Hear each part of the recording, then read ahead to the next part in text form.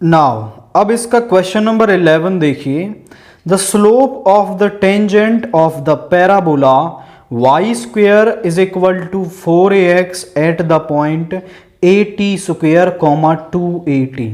मतलब मुझे इस पैराबोला का स्लोप ऑफ टेंजेंट निकालना है। तो स्लोप ऑफ टेंजेंट मतलब हमें dy बाई dx की वैल्यू निकालनी है इस गिवन पॉइंट पर, क्योंकि dy बाई dx ही हमारा क्या होता है, स्लोप ऑफ टेंजेंट होता है। तो यहां पर गिवन कर्व क्या है, y square is equal to 4ax। So differentiating on both side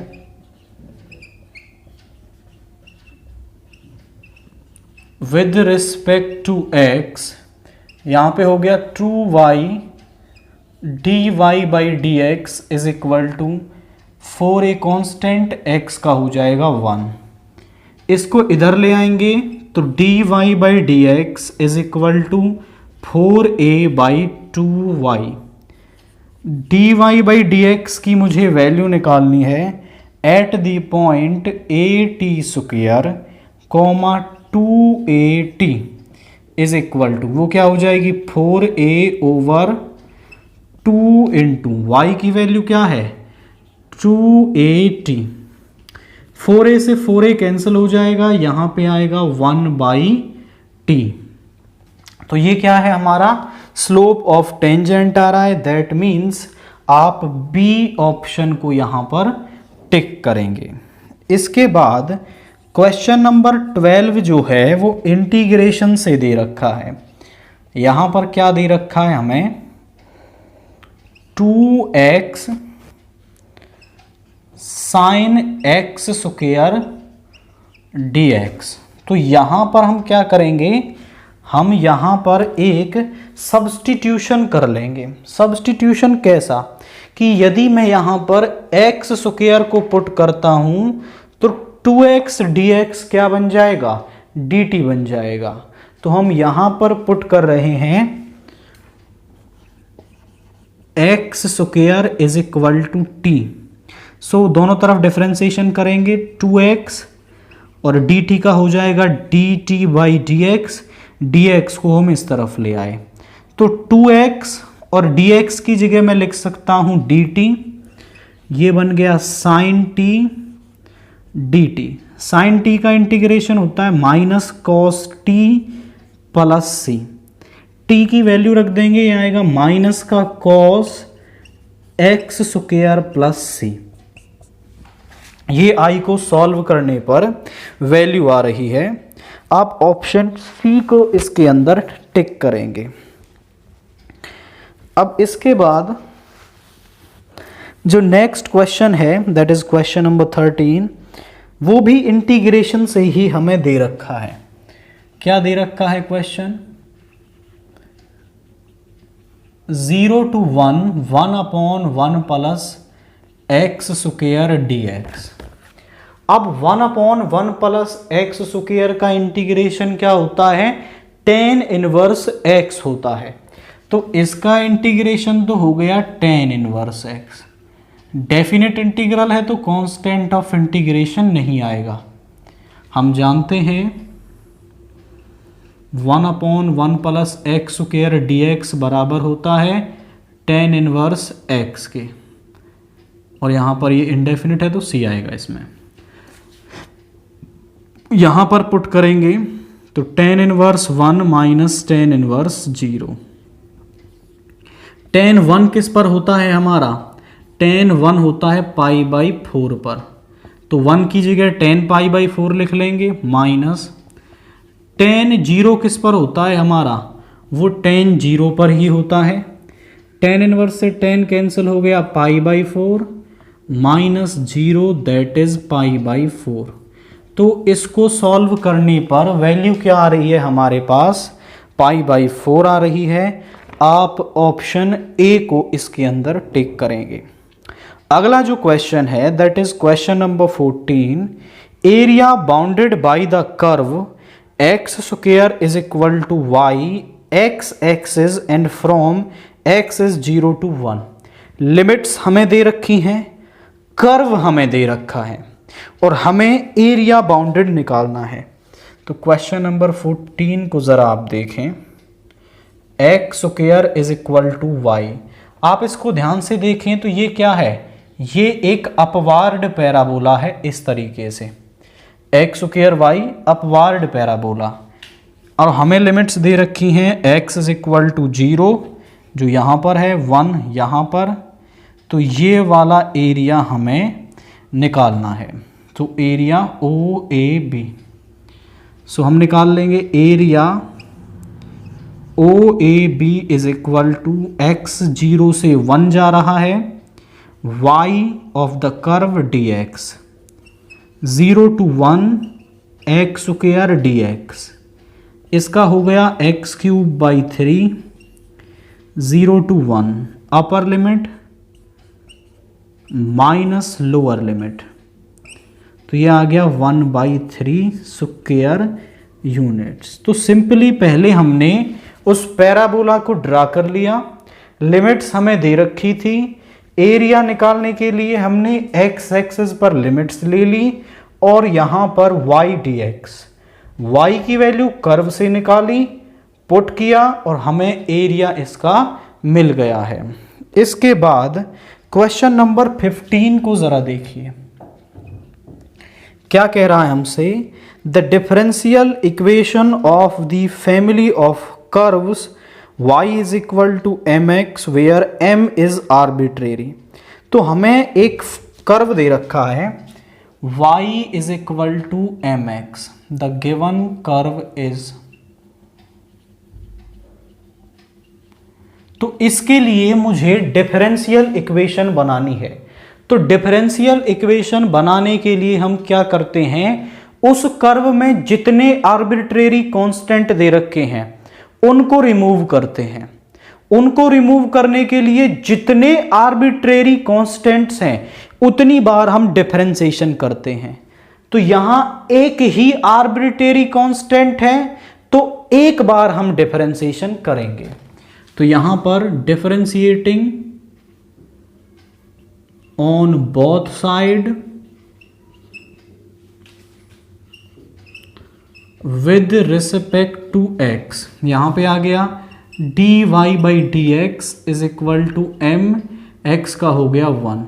तो m की जगह हम क्या पुट कर सकते हैं, m जहां पर है उसकी जगह हम d y by D x put कर सकते हैं। This is first. तो फर्स्ट में हम पुट कर देंगे y is equal to d y by D x into x. अब इसको इस तरफ ले आएंगे तो यहां आ जाएगा x d y is equal to y d x. इसको इस तरफ ले आएंगे x d y minus y d x is equal to 0। और यही क्या है हमारे पास रिक्वायर्ड डिफरेंशियल इक्वेशन है और ये हमें ऑप्शन ए में दे रखी है। तो आप ऑप्शन ए को टिक कर देंगे। नेक्स्ट हमें दे रखा है question number 16, if E and F are two independent event then which of the following is true. तो यहां पर आपको सारे केस किससे रिलेट करके दे रखे हैं, पी ई बाई एफ से रिलेट करके दे रखे हैं।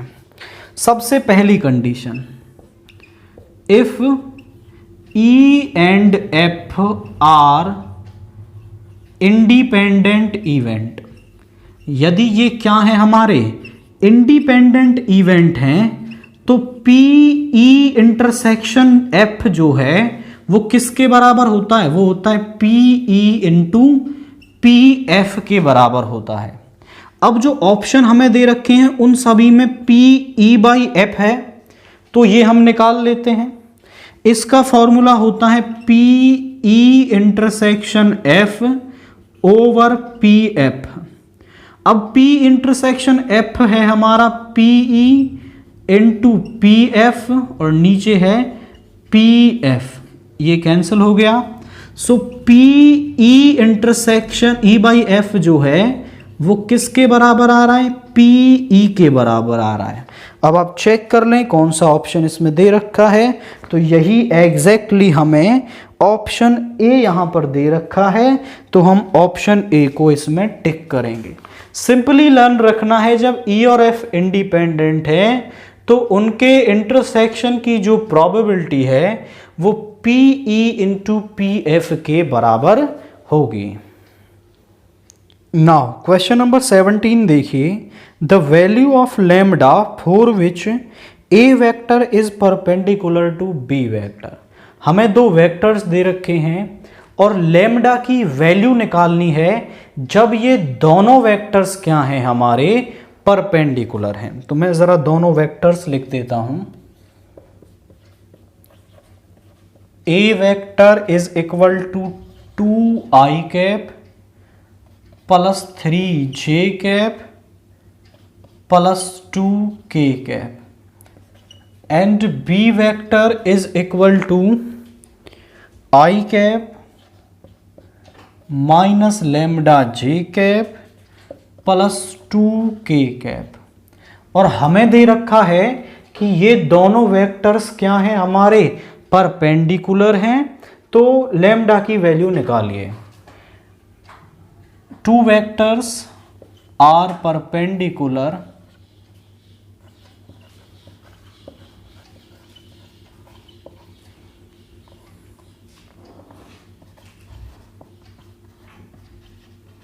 If a dot b is equal to 0। जब ए डॉट बी 0 होगा तो ये परपेंडिकुलर होंगे। So 2i cap plus 3j cap plus 2k cap, so ये हमें दे रखे हैं। Dot i cap minus lambda j cap plus 2k cap is equal to 0। ये दोनों वेक्टर्स परपेंडिकुलर हैं तो इनका डॉट प्रोडक्ट 0 होगा। हम इस कंडीशन को यूज कर लेंगे। So 2 into 1 is 2, 3 into j is minus 3 lambda, 2 into 2 is 4 is equal to 0। 4 plus 2 6 हो गया, इस तरफ ले जाएंगे, माइनस 3 लैम्डा इज माइनस 6। तो लैम्डा की वैल्यू यहां से क्या आ रही है, हमारे पास 2 आ रही है, तो लैम्डा हम 2 यहां पर टिक कर देंगे। अब क्वेश्चन नंबर 18 हमें क्या दे रखा है, if a line makes an angle of 60 degree with x axis, 30 degree with y axis, then the angle made by the line with z axis is. अब एक्सिस के साथ बने हुए एंगल को हम अल्फा बीटा गामा मानते हैं। So angle made with x axis, x axis के साथ उसका एंगल है जिसको हम अल्फा बोलते हैं, alpha is 60 degree, and angle made with y axis जिसको कि हम बीटा बोलते हैं वो 30 डिग्री दे रखा है, और z वाले को हम मान लेंगे गामा है। जब हमारे पास अल्फा बीटा गामा है तो हम डायरेक्शन कोसाइंस की वैल्यूज निकाल सकते हैं। तो L कितना हो जाएगा हमारे पास, वो होगा cos अल्फा यानी cos 60, और cos 60 की वैल्यू होती है 1/2। M निकाल लेंगे, वो होगा cos बीटा यानी कि cos 30 डिग्री, और ये होता है √3/2। n निकाल लेंगे, वो होगा cos गामा, क्योंकि z एक्सिस के साथ जो एंगल है उसे मैंने माना है वो cos गामा है आपका, ठीक है। अब हमारे पास एक रिलेशन होता है l square plus m square plus n square is equal to 1। यहां सभी वैल्यूज रख देंगे। 1/2 का स्क्वायर हो गया 1/4, √3/2 का स्क्वायर हो गया 3/4, plus n square is equal to 1, और n की वैल्यू है cos गामा, तो ये हो जाएगा cos square gamma is equal to 1। ये बन गया 4/4 plus cos square gamma is equal to 1। 1 को इधर ले जाएंगे तो 0 हो जाएगा, कॉस स्क्वायर गामा इज 1। अगर कॉस स्क्वायर गामा 1 है, सॉरी 0, ये क्या हो जाएगा, दिस विल बिकम 0। तो कॉस गामा भी क्या होगा, 0 होगा। 1 को इस तरफ ले गए 0, कॉस स्क्वायर गामा 0 है तो कॉस गामा भी क्या होगा, 0 होगा। और कॉस 0 किस पर होता है हमारा, कॉस 0 होता है हमारा पाई बाई 2 पर। कॉस से कॉस कैंसिल हो गया, gamma is equal to pi by 2। तो जेड एक्सिस के साथ बनने वाला जो एंगल है वो क्या है हमारा, पाई बाई 2 यानी 90 डिग्री। तो आप ऑप्शन सी को इसके अंदर टिक करेंगे। तो सिंपली 2 दे रखे थे, उनसे डायरेक्शन कोसाइन निकाल लिए, थर्ड वाले को गामा मान लिया, इस कंडीशन में पुट किया और तीसरा एंगल हमें मिल गया है। आगे जो क्वेश्चन नंबर 19 है, if x is equal to 4t and y is equal to 4yt then dy by dx is equal to, तो हमारे पास x और y दे रखे हैं, देन dy बाई dx की वैल्यू हमें निकालनी है। पैरामेट्रिक इक्वेशंस हमें दे रखी हैं, तो ज़रा देखिए, यहाँ पर x है हमारे पास 4t एंड y है हमारे पास 4/t, तो हमें dy बाई dx की वैल्यू निकालनी है। तो पैरामेट्रिक इक्वेशंस को हम सॉल्व कैसे करते हैं, हम दोनों का डिफरेंशिएशन निकाल लेंगे with respect to t। So differentiating first and second with respect to t on both side. तो यहां हो जाएगा dx over dt is equal to 4 and इसको मान लिया third equation, dy by dt हमारे पास आ जाएगा, 4 तो कांस्टेंट है, 1/t का इंटीग्रेशन हो जाएगा -1/t स्क्वायर यानी माइनस का 4/t स्क्वायर। अब इस फोर्थ को थर्ड से डिवाइड कर देंगे तो dy बाई dx किसके बराबर आ जाएगा, वो हो जाएगा dy by dt upon dx by dt। dt से dt कैंसिल हो गया और हमें मिल गया dy बाई dx। यहाँ पर -4/t स्क्वायर, यहाँ पर 4 से 4 कैंसिल हो गया, यहाँ पर बचा माइनस का 1/t स्क्वायर। तो dy बाई dx की वैल्यू आ रही है माइनस का 1/t square. That means option C को आप इसके अंदर टिक करेंगे। क्वेश्चन नंबर 20 हमें क्या दे रखा है, we have to find the integration of tan square x dx। tan square x का इंटीग्रेशन हम कैसे निकालेंगे, तो हमारे पास एक आइडेंटिटी है कि जो sec square x minus tan square x है वो 1 के बराबर होता है। तो यहां से tan स्क्वायर x बराबर हो जाएगा sec स्क्वायर x माइनस 1। तो यहां पर हम रख देंगे sec square x minus 1 dx। दोनों पे अलग अलग इंटीग्रल अप्लाई करेंगे तो यहां पे आ जाएगा sec स्क्वायर x का इंटीग्रेशन होता है tan x और 1 का होता है हमारा आपका x प्लस सी। तो ये इसकी वैल्यू आ गई। सिंपली tan स्क्वायर x को रिप्लेस करें और फिर दोनों ही वैल्यूज का इंटीग्रेशन हमें पता है। क्वेश्चन नंबर 21 में आप देखें तो यहां पर हमें एक डिफरेंशियल इक्वेशन दे रखी है, d2y ओवर dx स्क्वायर का cube plus dy by dx का स्क्वायर इज इक्वल टू 0। वो यहां पर हमसे इसकी डिग्री पूछ रहा है। तो डिग्री किसी भी डिफरेंशियल इक्वेशन की हम कैसे निकालते हैं, जो उस डिफरेंशियल इक्वेशन में हाईएस्ट ऑर्डर डेरिवेटिव है जो हाईएस्ट ऑर्डर डेरिवेटिव है, अब हमारे पास यहां 2 डिग्री का, ऐसा बोल सकते हैं कि 2 टाइम्स डेरिवेटिव, तो हाईएस्ट ऑर्डर का डेरिवेटिव 2 टाइम्स का है, यानी d2y over dx square double differentiation है। तो इस डिफरेंशियल इक्वेशन का ऑर्डर तो हो गया 2, और जो उस हाईएस्ट ऑर्डर डेरिवेटिव की पावर है वो क्या होती है, वो डिग्री होती है।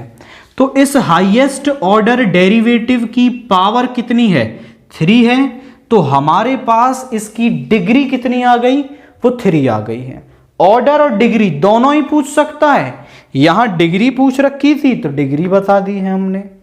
क्वेश्चन नंबर 22 को आप देखें तो the relation on the set, एक सेट हमें दे रखा है, क्या है वो, 1 2 3, और फिर हमें एक रिलेशन दे रखा है दैट इज 1, 2, 2, 1, और फिर हमें बताना है कि ये रिफ्लेक्सिव है, सिमेट्रिक है या फिर ट्रांजिटिव है। तो इसको बताने के लिए आपको थोड़ी सी डेफिनेशंस समझनी होंगी। किसी भी रिलेशन को हम रिफ्लेक्सिव कब कहते हैं, जब उस सेट के हर एलिमेंट A के लिए रिलेशन के अंदर A, टाइप का एलिमेंट प्रेजेंट हो, तो उस रिलेशन को हम रिफ्लेक्सिव कहते हैं। जैसे यहां सेट में 1 है तो यहां 1, 1, 2 है 2, 2, 3 है 3, 3, ये तीनों ऑर्डर्ड पेयर होने चाहिए थे, बट वो यहां नहीं है, तो ये रिफ्लेक्सिव तो नहीं है हमारा। अब दूसरी कंडीशन क्या है, सिमेट्रिक वाली, कि A, B यदि R में है तो उसके लिए B, A R में होना चाहिए। मतलब A, B है तो उसका उल्टा रेसिप्रोकल B, A कहां होना चाहिए, R में होना चाहिए। 1, 2 इसका रेसिप्रोकल 2, 1, तो ये कंडीशन सेटिस्फाई हो रही है, मतलब ये सिमेट्रिक तो है हमारा। इसके बाद थर्ड है A, B R में है, B, C R में है, तो A, C कहां होना चाहिए, R में होना चाहिए। अब चेक करने के लिए 3 ऑर्डर्ड पेयर ही यहां पर नहीं है, तो ये ट्रांजिटिव भी नहीं है हमारा, तो ना ही ये रिफ्लेक्सिव है और ना ही ये ट्रांजिटिव है, ये केवल एक सिमेट्रिक रिलेशन हमारे पास यहां पर दे रखा है। अब इसके बाद जो क्वेश्चन नंबर 23 है वो हमसे कह रहा है tan इनवर्स ऑफ -1, इसकी वैल्यू निकाल दीजिए। तो मैं मान लेता हूं tan inverse -1 is equal to theta. tan inverse को इधर ले गए, tan theta is equal to -1। अब tan 1 किस पर होता है हमारा, π/4 पर होता है, तो इस 1 की जगह हम क्या लिख लेंगे, यहां पर tan π/4 लिख लेंगे। ये माइनस साइन अंदर चला जाएगा, माइनस का π/4 tan थीटा, क्योंकि हमारे पास जो tan -थीटा है वो tan थीटा के होता है, तो ये माइनस का tan π/4 ये माइनस साइन एंगल के साथ चला जाएगा, tan से tan कैंसिल हो गया, थीटा की वैल्यू आ गई -π/4। मतलब इस पूरी टर्म को सॉल्व करने से हमारे पास वैल्यू क्या आएगी, वो -π/4 आएगी। तो आप इस फिल इन द ब्लैंक के अंदर -π/4 फिल कर देंगे। नाउ क्वेश्चन नंबर 24 देखिए, if sine inverse x is equal to Y, then, तो y की वैल्यू कहां से कहां लाई करेगी। तो क्वेश्चन नंबर 24 है sine inverse x is equal to Y, मतलब साइन इनवर्स x को सॉल्व करने से जो वैल्यू आती है तो उसको हम बोलते हैं रेंज, और y की जो साइन इनवर्स x की जो रेंज है वो कहां से कहां लाई करती है आपकी, -π/2 टू π/2 लाई करती है। तो y जो है हमारा कहां से कहां तक होगा, y हमारा -π/2 से π/2 के बीच में होगा। तो आप इसमें ऑप्शन बी को टिक करेंगे। अब क्वेश्चन नंबर 25 क्या कह रहा है, if a is equal to, a हमें एक मैट्रिक्स दे रखी है, तो a इंटू ए ट्रांसपोज किसके बराबर होगा, तो वो हम कैलकुलेट कर लेते हैं। a is equal to cos alpha minus sine alpha, sine alpha cos alpha. अब ट्रांसपोज और चाहिए तो मैं ट्रांसपोज और निकाल लेता हूं। पहली रो पहला कॉलम बन जाएगी, दूसरी रो दूसरा कॉलम बन जाएगी। इन दोनों का करना है product, a into A transpose cos alpha minus sine alpha, sine alpha cos alpha, और यहां पे आ गया cos alpha sine alpha minus sine alpha cos alpha. अब मल्टीप्लाई करते हैं हम इसकी, cos alpha into cos alpha is cos square alpha, minus sine alpha into minus sine alpha is plus sign square alpha, cos alpha into sine alpha is cos alpha sine alpha and minus sine alpha cos alpha.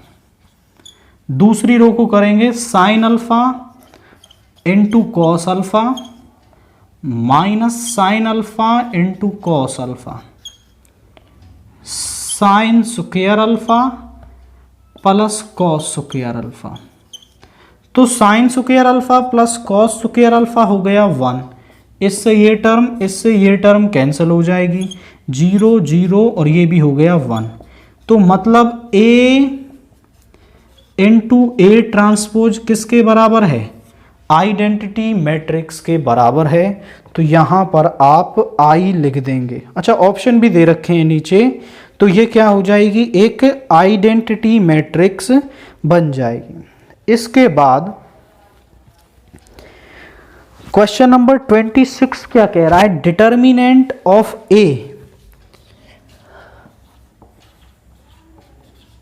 Is equal to 4, और जो A है वो matrix है कितने order की, A का जो order है वो 3x3 दे रखा है। तो 2A डिटर्मिनेंट की वैल्यू निकालनी है।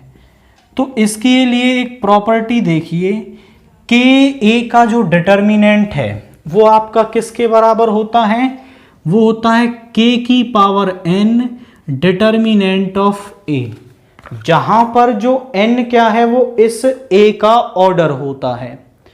तो 2A का डिटर्मिनेंट किसके बराबर हो जाएगा, 2 की पावर n, यानी कि ऑर्डर कितना है 3 डिटर्मिनेंट ऑफ A, 2 की पावर 3 हो गया 8, डिटर्मिनेंट ऑफ A है 4, ये आ गया 32। तो इस टर्म की वैल्यू आ रही है 32, मतलब चौथे वाला आंसर आप इसमें टिक करेंगे। इसके बाद क्वेश्चन नंबर 27 को देखिए, if fx is equal to sine 2x over x when x is not equal to 0 and k when x is equal to 0। तो फंक्शन हमें x इज इक्वल टू 0 पर क्या दे रखा है, कंटिन्यूस दे रखा है। तो हमें k की वैल्यू निकालनी है। fx is equal to sine 2x by x when x is not equal to 0 and k when x is equal to 0। जब कोई हमारे किसी फंक्शन की LHL, RHL और फंक्शन की उस पॉइंट पर वैल्यू आपस में बराबर आ जाती हैं, तो हमारा फंक्शन उस पॉइंट पर क्या होता है, कंटीन्यूअस होता है। और यदि वो कंटीन्यूअस दे रखा है तो ये तीनों आपस में बराबर होंगी। तो मैं इन तीनों की वैल्यू निकाल लेता हूं और तीनों को बराबर रखेंगे तो हमें k की वैल्यू मिल जाएगी।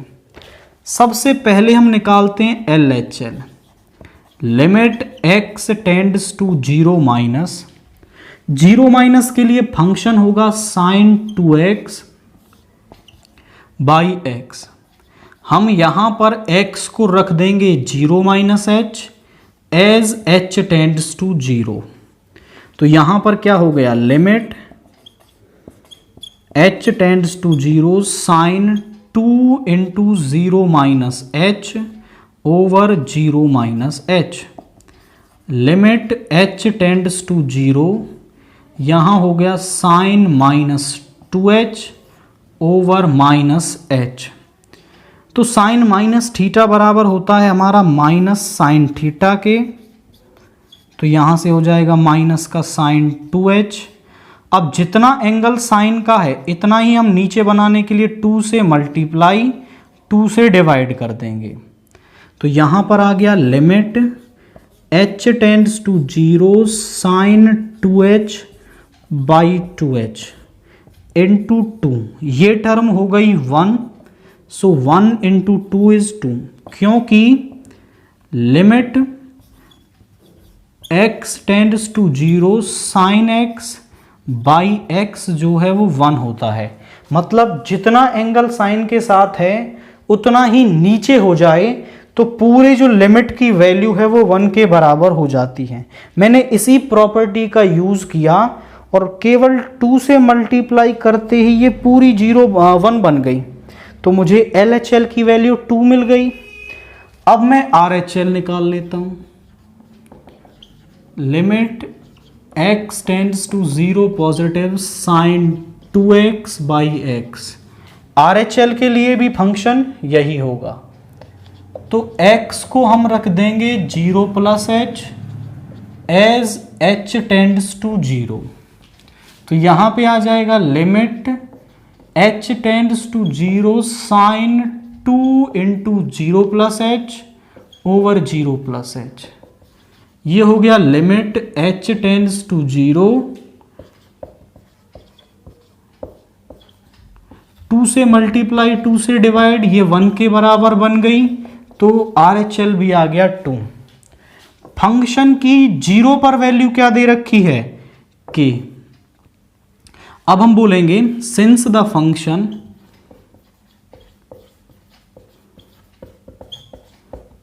Is continuous at x is equal to 0, therefore LHL is equal to RHL is equal to F0। ये 2, ये भी 2, ये k, यहां से कंपेयर करेंगे तो k की वैल्यू क्या आ गई हमारे पास, 2 आ रही है। तो इस तरीके से हम यहां पर k की वैल्यू को निकाल लेंगे।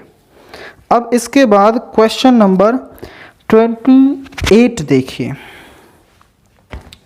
क्वेश्चन नंबर 28 हमसे क्या कह रहा है, this is i is equal to e की power x sine x plus cos x dx। अब जब ऐसा केस हो, साइन के इनटू में फंक्शन प्लस फंक्शन का डिफरेंशिएशन दे रखा हो, तो उस केस में हम सॉल्यूशन कैसे करते हैं। हम यहां पर कर लेंगे e की power x sine x dx plus e की power x cos x dx। दोनों को अलग अलग लिख लिया। इसमें इंटीग्रेशन बाई पार्ट्स लगाएंगे हम यहां पर। तो ये सेकंड फंक्शन, ये फर्स्ट फंक्शन, तो आपका फर्स्ट फंक्शन सेम, सेकंड का इंटीग्रेशन माइनस फर्स्ट का डिफरेंशिएशन, सेकंड का इंटीग्रेशन और फिर टोटल का इंटीग्रेशन, और प्लस में है e की power x cos x dx। इसको सेम रखना है, तो यहां पे e की पावर x का इंटीग्रेशन e की पावर x आ गया, e की पावर x का e की पावर x साइन x का cos x dx plus e की power x cos x dx। ये माइनस की ये प्लस की दोनों कैंसिल हो जाएंगे, तो यहां पे प्लस में c constant of integration, so i is equal to e की power x sine x plus c। तो इस तरीके का जो इंटीग्रेशन है उसको हम सॉल्व कर सकते हैं। इसकी एक शॉर्ट ट्रिक भी देखिए, यदि इस तरीके का केस आए e की power x into function plus function का डिफरेंशिएशन, तो इसका आंसर सीधा होता है, एक तो e की पावर x वाला फंक्शन लिख लेंगे और ये फंक्शन यहाँ आ जाएगा प्लस में c, ये क्या होता है, इसका इंटीग्रेशन होता है, बाकी टर्म कैंसिल हो जाती है वहाँ पर। तो ये ऑप्शन में ही ज़्यादातर आता है, तो आप इस ट्रिक का भी यूज़ यहाँ पर कर सकते हैं। नाउ क्वेश्चन नंबर 29 देखिए, if a fair coin is tossed 8 times the probability of getting 6 heads is. तो ये बर्नौली ट्रायल का हमारा क्वेश्चन है। बर्नौली ट्रायल के अंदर यदि n ट्रायल्स हो रही हों, उसमें r ट्रायल की सक्सेस का जो प्रोबेबिलिटी है वो होता है NCR, p की पावर r, q की पावर n माइनस r, जहां पर x रैंडम वेरिएबल होता है सक्सेस का।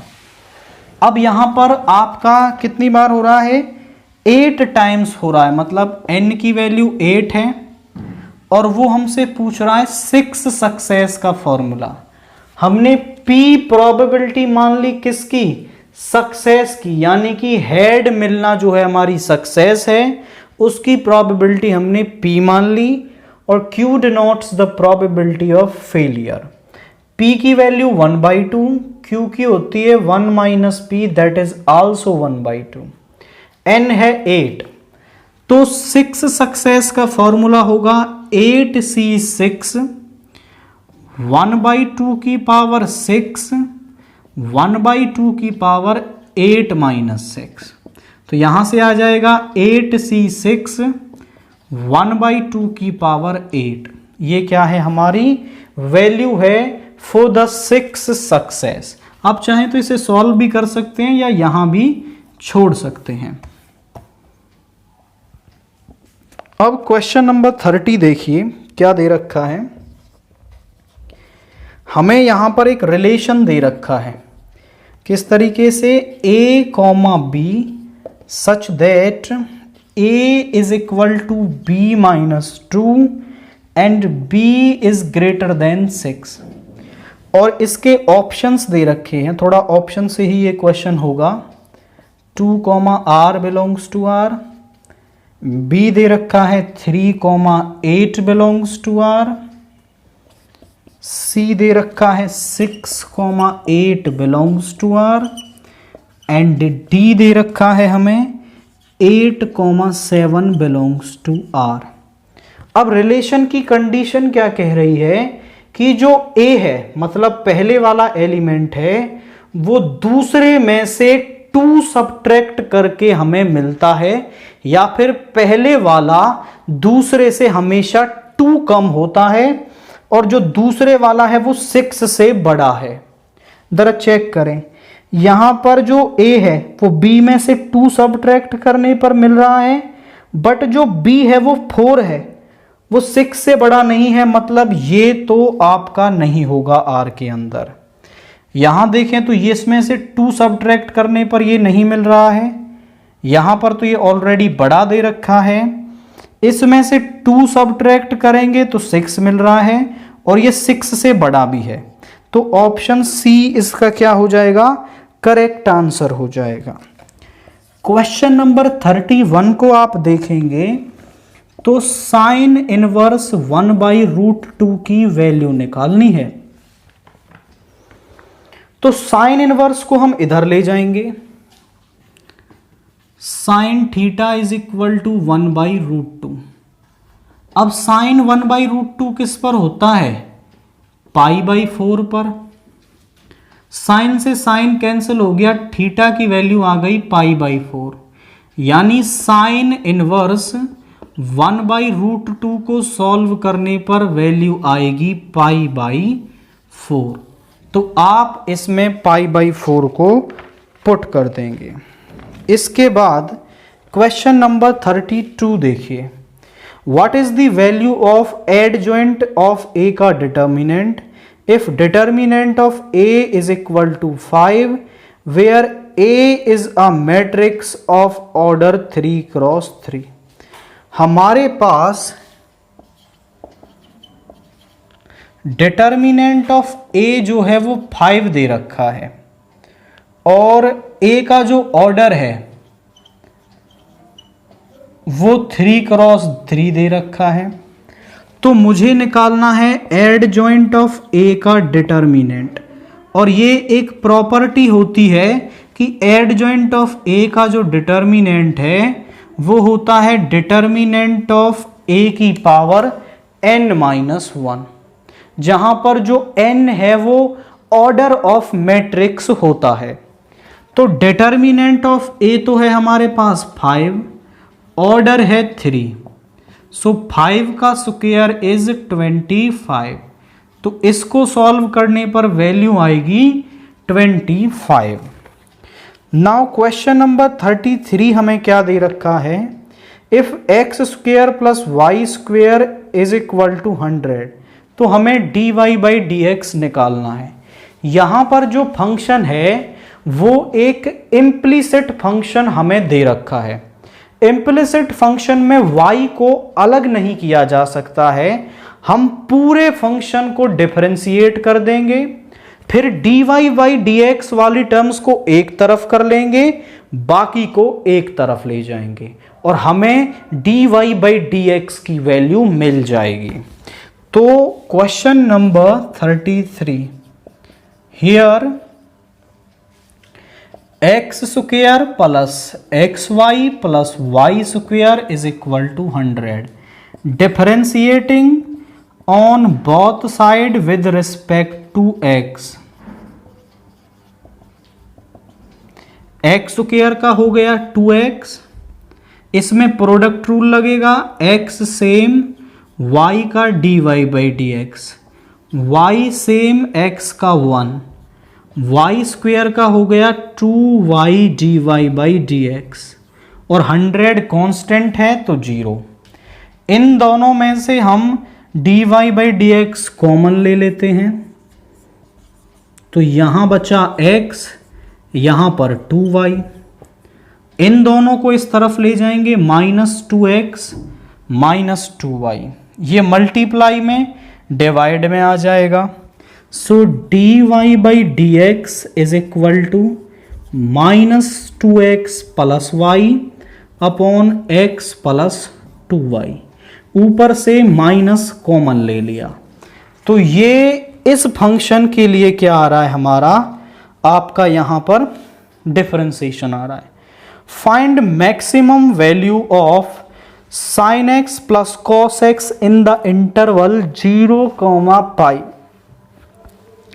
तो हमें मैक्सिमम वैल्यू निकालनी है। तो मैक्सिमम वैल्यू निकालने के लिए जब वो मैक्सिमम की बात कर रहा है, मतलब एब्सोल्यूट मैक्सिमम और एब्सोल्यूट मिनिमम की बात कर रहा है, तो यहां पर फंक्शन है here fx is equal to sine X plus cos X. पहले हम इसका डिफरेंशिएशन कर देंगे, तो वो हो गया cos x minus sine x.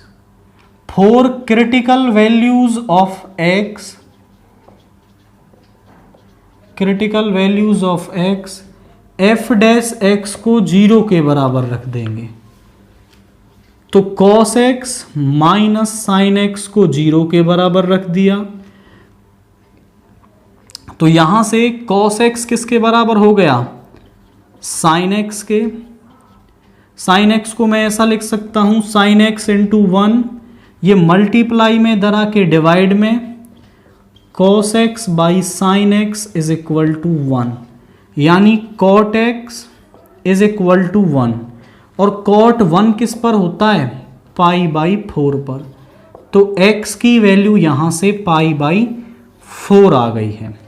तो हमारे पास एक तो क्रिटिकल वैल्यू ये आ गई, और किस इंटरवल में हमें चेक करना था, ये चेक करना था 0, में। तो x की वैल्यूज हमारे पास एक तो ये हो गई, और ये दोनों वैल्यूज भी आपको ले लेने होते हैं।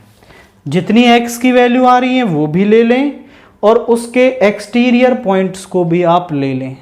अब सभी पॉइंट्स को आप फंक्शन के अंदर रखेंगे और जिस पर ये मैक्सिमम आएगा वो पॉइंट हमारा पॉइंट ऑफ एब्सोल्यूट मैक्सिमा होगा और उससे जो वैल्यू मिल रही है वो मैक्सिमम वैल्यू होगी। तो सबसे पहले मैं निकालता हूं f0 यानी sine 0 plus cos 0, that is sine 0 होता है 0, कॉस 0 होता है 1। इसके बाद हम निकालते हैं f pi by 4। f pi by 4 कितना हो जाएगा हमारे पास, वो हो जाएगा cos pi by 4 plus sine pi by 4। Cos pi by 4 होता है 1/√2, साइन पाई बाई 4 होता है 1/√2। अब √2 एलसीएम आ गया तो ऊपर हो गया 2/√2, तो √2 से कैंसिल कर देंगे, √2 वैल्यू आ गई। अब निकालेंगे f पाई पर, so cos pi plus sine pi. Cos pi तो होता है -1 और साइन पाई होता है 0, तो यहाँ आ गई वैल्यू -1। आप चेक करें तो f0 1 है और ये तो नेगेटिव हो गया। √2 की वैल्यू होती है 1.414 समथिंग, 1.414 एंड सो ऑन। अब आप देख पा रहे हैं कि जो फंक्शन है वो किस पॉइंट पर मैक्सिमम आ रहा है, π/4 पर, और मैक्सिमम वैल्यू क्या है हमारी, वो है √2। तो हम बोलेंगे मैक्सिमम वैल्यू इज √2। तो इस फंक्शन के लिए जो मैक्सिमम वैल्यू है वो √2 हमारी यहां पर आ रही है। नाउ क्वेश्चन नंबर 35 देखिए, यहां पर i हमें दे रखा है sine square x over 1 plus cos x। तो इसका इंटीग्रेशन हम कैसे करेंगे। साइन स्क्वायर x को मैं लिख सकता हूं 1 माइनस कॉस स्क्वायर x। अब ऊपर आप देखें तो 1 को 1 का स्क्वायर लिख लें, ऊपर फॉर्मूला बन जाएगा a square minus b square का। तो वो किसके बराबर होता है, 1 plus cos x into 1 minus cos x। नीचे 1 plus cos x, 1 plus cos x से 1 प्लस कॉस x कैंसिल हो गया और यहाँ पर बच गया 1 माइनस कॉस x dx। 1 का इंटीग्रेशन x और cos x का होता है sin x प्लस c। ये क्या आ रहा है हमारा, इसका इंटीग्रेशन आ रहा है। तो पहले साइन स्क्वायर को कन्वर्ट करें और फिर a square minus b square वाला फॉर्मूला लगाएं। 36 हमें इंटीग्रेशन से ही दे रखा है 1/x स्क्वायर माइनस 9। तो आप इसको ध्यान से देखें तो मैं इसको ऐसा लिख सकता हूं -3 का स्क्वायर, और ये हमारा फॉर्मूला होता है 1/x square minus a square is equal to 1/2a log x minus a over x plus a plus c के। तो x का काम ये और a का काम ये कर रहा है, तो 1/2a यानी 2 into 3 log x minus a over x plus a, और प्लस में आ गया c। यहाँ पर आ गया 1/6 log x minus 3 over x plus 3 plus c। ये हमारे पास i को सॉल्व करके वैल्यू आ रही है। अब इसके बाद जो क्वेश्चन नंबर 37 है, find the area of the quadrant of the an ellipse. एक एलिप्स हमें दे रखा है और उसका एरिया हमें निकालना है। तो आप समझें, द गिवन एलिप्स इज, वो क्या है हमारे पास, वो है X square plus 4y square is equal to 4। अब मैं इसको एलिप्स की स्टैंडर्ड फॉर्म में लेके आऊंगा तो पूरे दोनों तरफ 4 से डिवाइड कर देंगे, तो यहाँ आ जाएगा एक्स स्क्वायर बाई 4, यहाँ बचेगा वाई स्क्वायर अपॉन में 1 हो जाएगा, यहाँ हो जाएगा 1। इस 4 को मैं ऐसा लिख सकता हूँ 2 का स्क्वायर और इस 1 को 1 का स्क्वायर। आप देखें तो x के नीचे वाली जो टर्म है वो बड़ी है, मतलब ये एक कैसा एलिप्स है, ये एक हॉरिजॉन्टल एलिप्स है आपका इस तरीके से। और ये पॉइंट क्या होगा हमारा 2,0 और ये होगा -2,0, ये होगा 0,1, ये होगा 0,-1। मैं इसका एरिया निकालने के लिए पहले फर्स्ट क्वाड्रेंट का एरिया निकाल लेता हूं, उसको 4 से मल्टीप्लाई करके पूरे एलिप्स का एरिया मिल जाएगा। तो मैं यहां पर करता हूं आपका इस तरीके से। तो x की लिमिट है 0 to 2, so area is equal to 0 to 2, x पर जा रहे हैं तो y dx, 0 to 2 आप ऐसा कह सकते हो y of ellipse.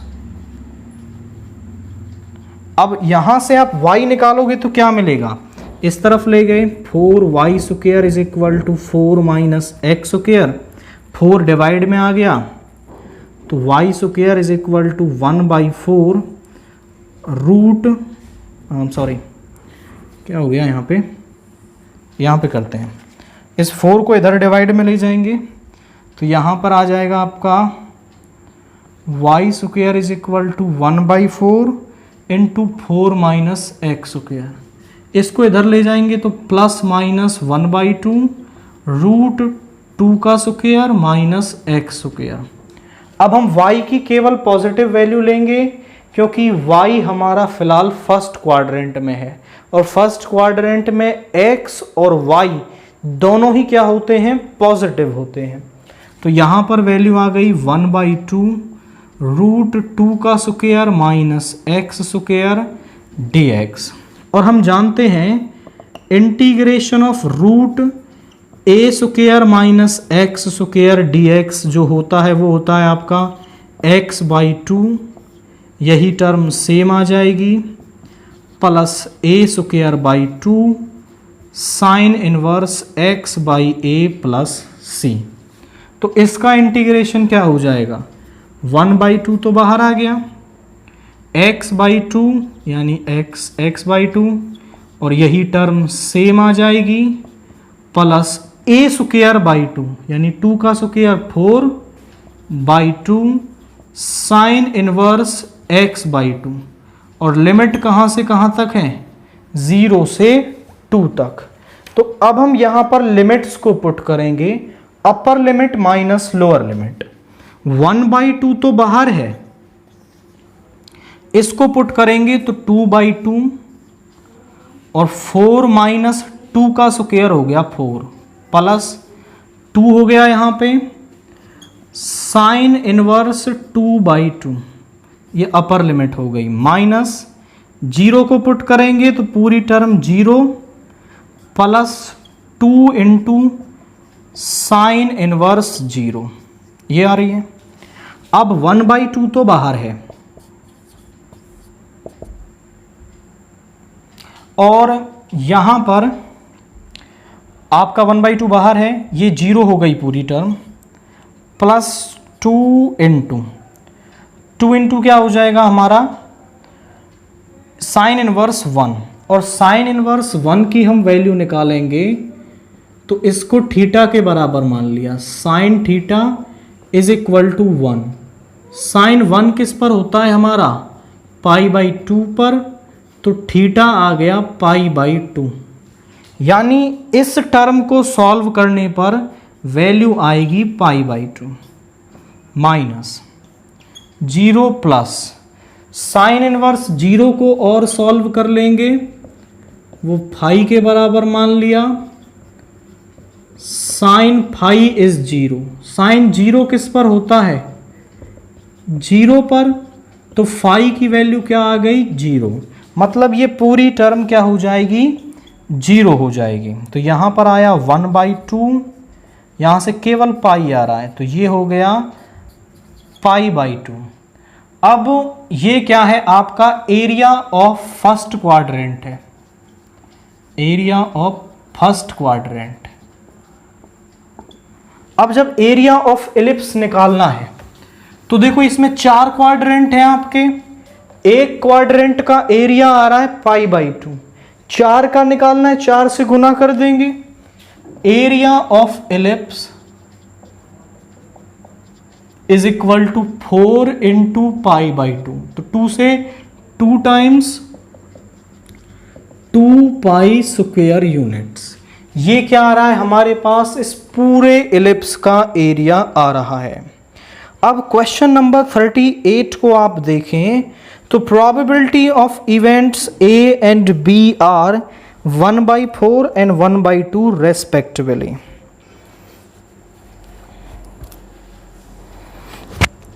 If A and B are independent event, और A और B जो है वो इंडिपेंडेंट इवेंट हैं, then find PA union B।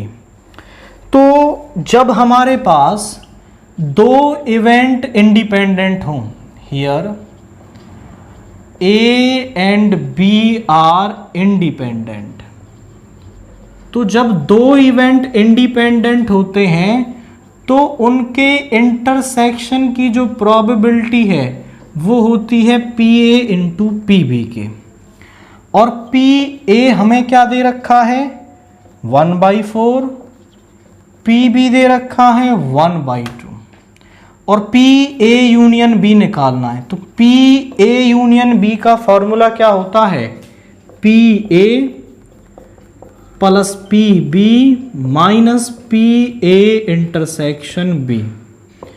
PA है 1/4, ये 1/2, और ये है आपका PA इंटू PB, यानी 1/4 प्लस 1/2 माइनस 1/4 इंटू 1/2।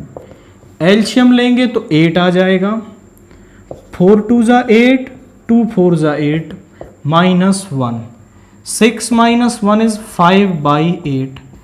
तो P of A union B की जो वैल्यू है वो 5/8 आ रही है।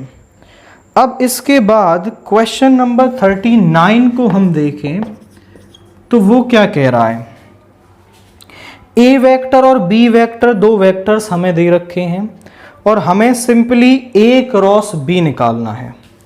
तो A वेक्टर है हमारा 2i cap plus j cap plus 3k, तो यहां से A क्रॉस B कैसे निकालेंगे, पहले I J और K, फिर A वेक्टर के I J और K के कोफिशिएंट 2 1 3, फिर B के 3 5 minus 2। Now expanding along row 1,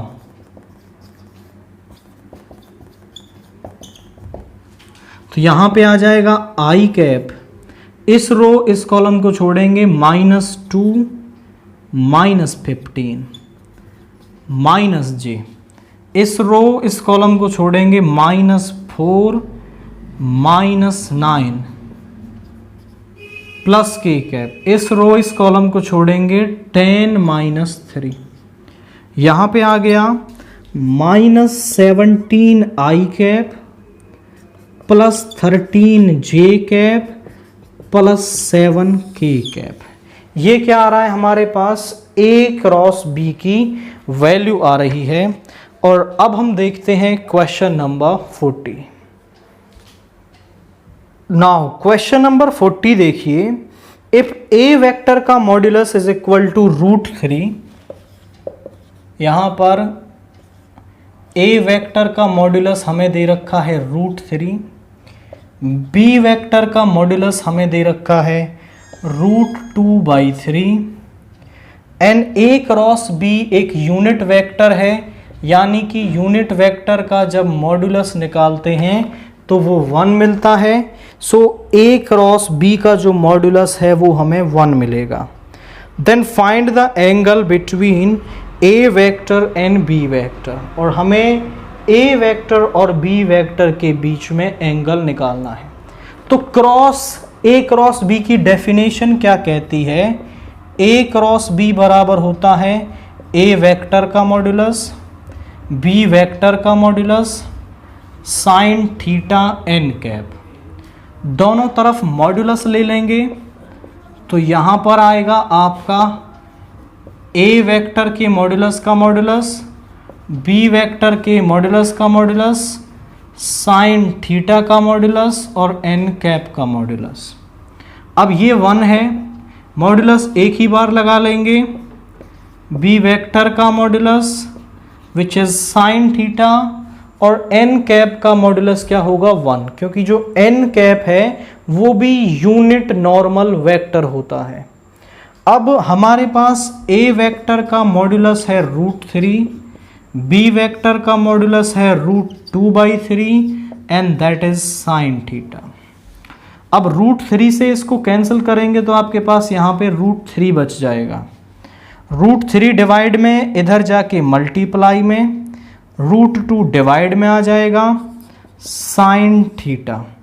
sign theta is equal to, दोनों पे एक ही बार रूट लगा लेंगे, क्योंकि ये एक स्टैंडर्ड एंगल नहीं है तो साइन को इस तरफ ले जाएंगे। Theta is equal to sine inverse √3/2। ये क्या है हमारा? इन दोनों वेक्टर्स के बीच में एंगल आ रहा है। तो क्वेश्चन नंबर 40 के साथ हमने आपके इस सेट ए को कंप्लीट कर लिया है।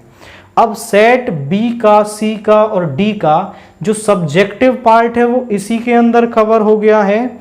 हम आगे उसका ऑब्जेक्टिव पार्ट कवर करेंगे। अगर आपको अभी भी कोई डाउट रहता है तो आप डिस्क्रिप्शन बॉक्स में हमने अपने व्हाट्सएप चैनल का लिंक डाल रखा है, तो व्हाट्सएप चैनल पर आप हमें फॉलोअप कर सकते हैं और वहाँ कोई भी डाउट हमसे पूछ सकते हैं।